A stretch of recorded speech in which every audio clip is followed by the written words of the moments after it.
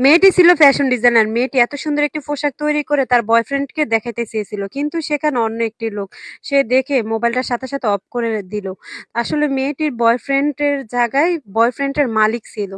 Boyfriend যখন একটি রেস্টুরেন্টে যায় ওখানে তার বয়ফ্রেন্ড তাকে নিয়ে যায়। সেখানে বয়ফ্রেন্ডের মালিক সেখানে অনেক বেশি জোরে চিৎকার দিয়ে পাশের রুমে বসে যায়। কারণ সে যখনই গ্লাসের আওয়াজ শোনে তখনই সে অনেক বেশি কষ্ট পায়। কারণ এই গ্যালাসের আওয়াজ সে নিতে পারে না। মাথায় অনেক বেশি সমস্যা হয়।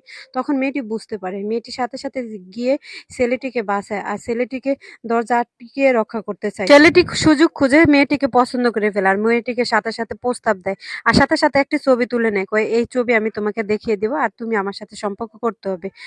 মেয়েটির সাথে, সাথে তাকে প্রত্যাখ্যান করে। কয়, "না, আমি কখনোই তোমার সাথে সম্পর্ক করব না। আমার বয়ফ্রেন্ড আছে।" আর যেখানে যায় সেখানেই ছেলেটির সাথে দেখা হয়ে যায়। ছেলেটি লিফটের ভিতরে অচেতন হয়ে পড়ে, সেখানেও তাকে জড়িয়ে ধরে। আর দেখে সে পড়ে আছে। তাকে সেখানে ফেলে রেখতে চায় না। তাকে নিয়ে বাসায় নিয়ে এসে তার অনেক সেবা যত্ন করে।